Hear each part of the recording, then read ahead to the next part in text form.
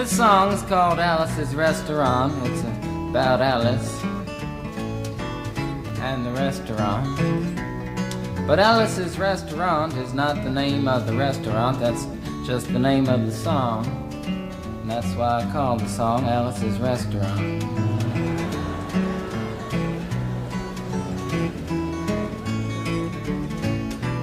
You can get anything you want at Alice's Restaurant.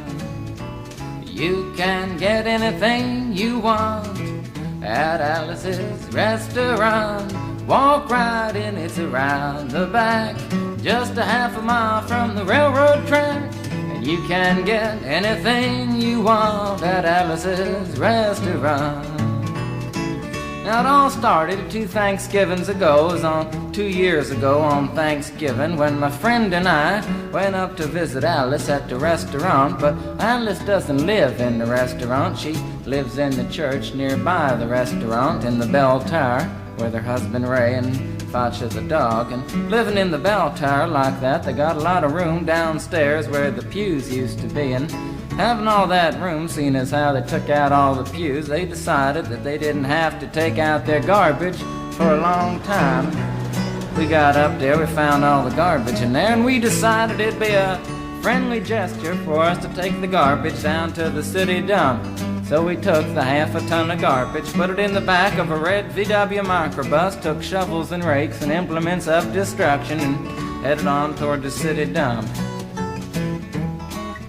Well, we got there, and there's a big sign and a chain across the dump saying closed on Thanksgiving, and we had never heard of a dump closed on Thanksgiving before, and with tears in our eyes we drove off into the sunset looking for another place to put the garbage. We didn't find one till we came to a side road, and off the side of the side road was another 15-foot cliff, and at the bottom of the cliff was another pile of garbage. And we decided that one big pile was better than 2 little piles, and rather than bring that one up, we decided to throw ours down. That's what we did. Drove back to the church, had a Thanksgiving dinner that couldn't be beat, went to sleep and didn't get up until the next morning when we got a phone call from Officer Obie. He said, "Kid, we found your name on an envelope at the bottom of a half a ton of garbage, and just wanted to know if you had any information about it." And I said, "Yes, sir, Officer Obie, cannot tell a lie. I put that envelope under that garbage."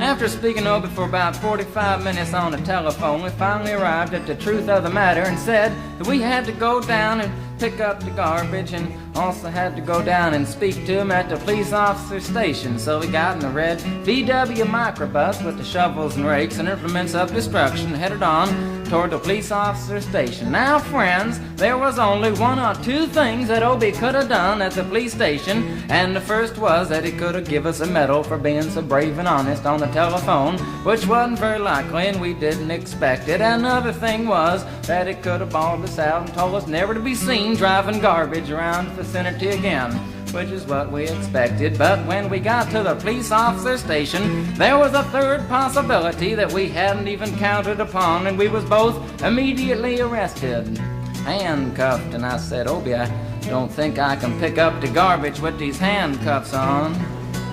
He said, "Shut up, kid.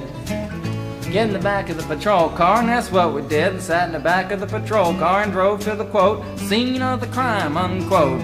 I want to tell you about the town of Stockbridge, Massachusetts, where this happened. Here they got 3 stop signs, 2 police officers and 1 police car. But when we got to the scene of the crime, there was 5 police officers and 3 police cars, being the biggest crime of the last 50 years, and everybody wanted to get in a newspaper story about it.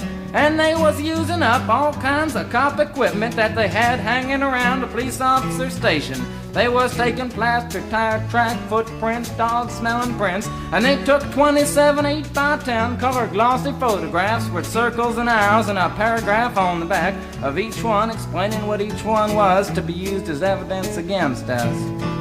Took pictures of the approach, the getaway, the northwest corner, the southwest corner, and that's not to mention the aerial photography. After the ordeal, we went back to the jail. Obie said he was going to put us in the cell. Said, "Kid, I'm going to put you in the cell. I want your wallet and your belt."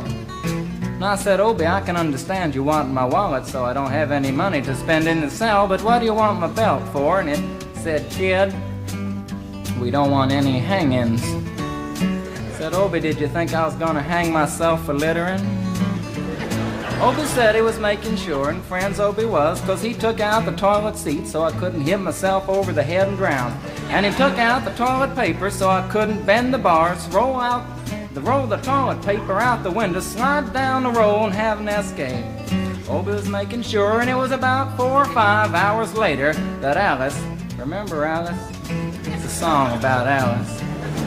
Alice came by and with a few nasty words to Obie on the side, bailed us out of jail. We went back to the church, had another Thanksgiving dinner that couldn't be beat, and didn't get up until the next morning when we all had to go to court.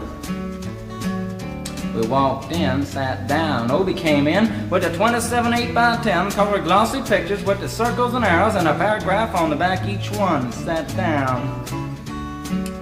Man came in, said, "All rise." We all stood up, and Obie stood up with the 27 8x10 colored glossy pictures, and the judge walked in, sat down with the seeing-eyed dog, and he sat down.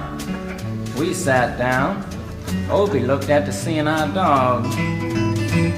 Then the 27 8x10 colored glossy pictures with the circles and arrows and a paragraph on the back of each one, and looked at the seeing-eyed dog. And then at the 27 8x10 colored glossy pictures with the circles and arrows and a paragraph on the back of each one, and began to cry, 'cause Obie came to the realization that it was a typical case of American blind justice and there wasn't nothing he could do about it. And the judge wasn't going to look at the 27 8x10 colored glossy pictures with the circles and arrows and a paragraph on the back of each one explaining what each one was to be used as evidence against us. And we was fined $50 and had to pick up the garbage in the snow, but that's not what I came to tell you about. Came to talk about the draft. We got a building down New York City. It's called Whitehall Street, where you walk in and you get injected, inspected, detected, infected, neglected, and selected. I went down to get my physical examination one day, and I walked in, I sat down, got good and drunk the night before, so I looked and felt my best when I went in that morning. 'Cause I wanted to look like the all-American kid from New York City.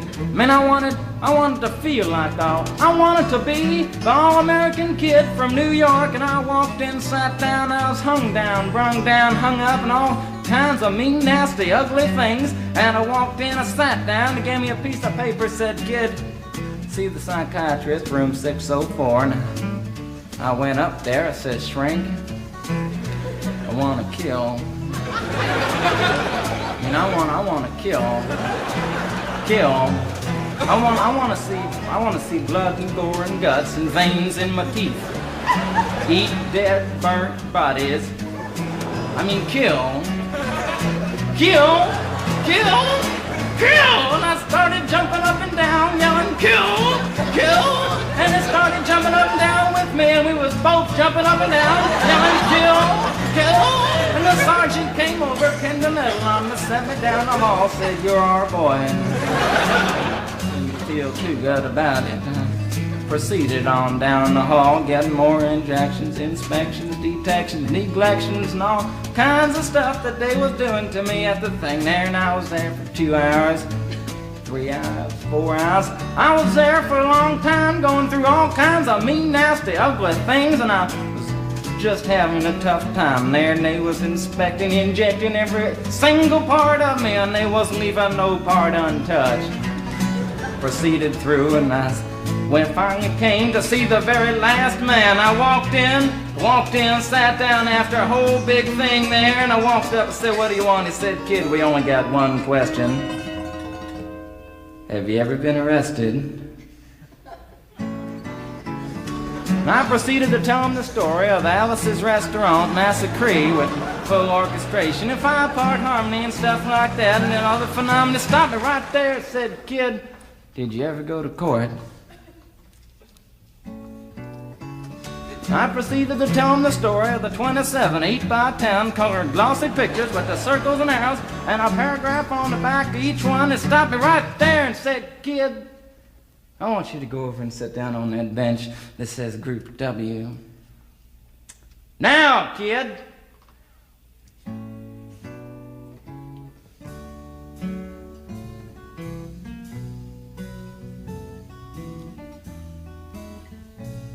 And I walked over to the bench there, and there's Group W is where they put you if you may not be moral enough to join the army after committing your special crime. And there was all kinds of mean, nasty, ugly-looking people on the bench there. There's mother rapers, father stabbers, father rapers sitting right there on the bench next to me, and it was mean and nasty and ugly and horrible and crime-fighting guys are sitting there on the bench. And the meanest, ugliest, nastiest one, the meanest father raper of them all, was coming over to me, and he was mean and ugly and nasty and horrible and all kinds of things. And he sat down next to me and said, "Kid,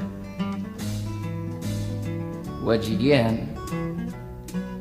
I said, "I didn't get nothing. I had to pay $50 and pick up the garbage." He said, "What were you arrested for, kid?" And I said, "Littering." And they all moved away from me on the bench there to carry eyeball and all kinds of mean, nasty things, till I said, "And creating a nuisance," and they all came back, shook my hand, and we had a great time on the bench talking about crime, mother stabbing, father rape, and all kinds of groovy things that we was talking about on the bench.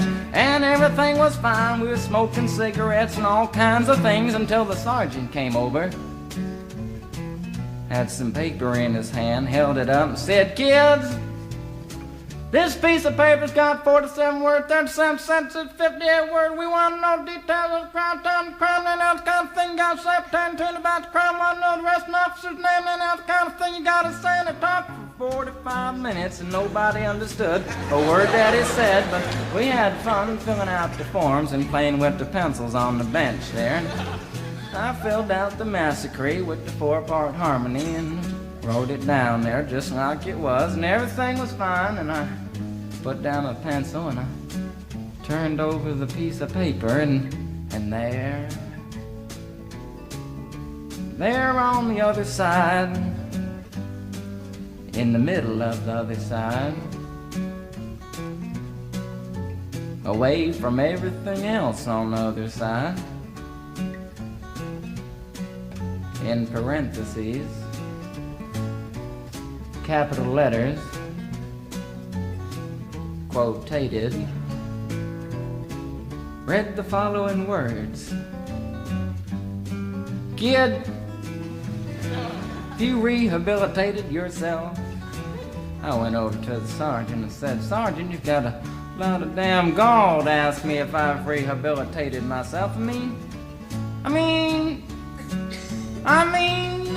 I'm sitting here on the bench. I'm sitting here on the Group W bench because you want to know if I'm moral enough to join the army, burn women, kids, houses, and villages after being a litter bug." He looked at me and said, "Kid, we don't like your kind, and we're going to send your fingerprints off to Washington, and friends, somewhere in Washington, enshrined in some little folder, is a study in black and white of my fingerprints. And the only reason I'm singing you the song now is because you may know somebody in a similar situation. Or you may be in a similar situation, and if you're in a situation like that, there's only one thing you can do, is walk into the shrink wherever you are. Just walk in, say, 'Shrink, you can get anything you want at Alice's restaurant,' and walk out. You know, if just one person does it, they may think he's really sick and they won't take him. And if two people do it in harmony, they think they're both faggots and they won't take either of them. And if 3 people do it. 3, can you imagine 3 people walking in, singing a bar, Alice's restaurant, and walking out?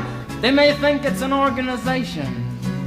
And can you imagine 50 people a day? I said 50 people a day walking in, singing a bar, Alice's restaurant, and walking out. And friends, they may think it's a movement.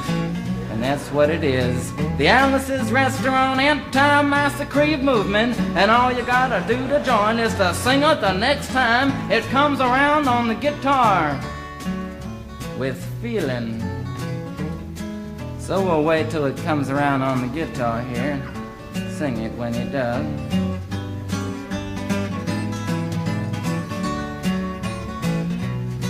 Here it comes.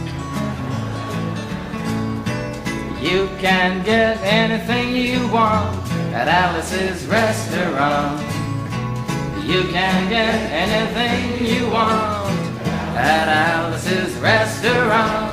Walk right in, it's around the back, just a half a mile from the railroad track. And you can get anything you want at Alice's Restaurant. That was horrible. If you want to end war and stuff, you gotta sing loud. You could put it loud. I've been singing the song now for 25 minutes.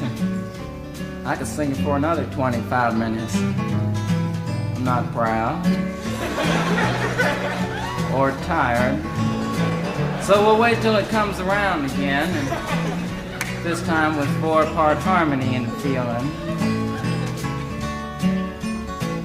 We're just waiting for it to come around is what we're doing.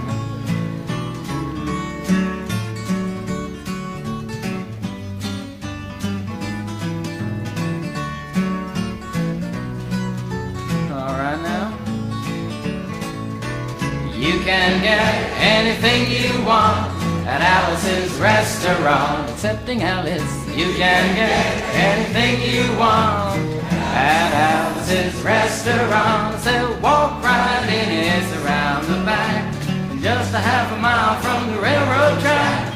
And you can get anything you want at Alice's Restaurant. Da da da da da da da. At Alice's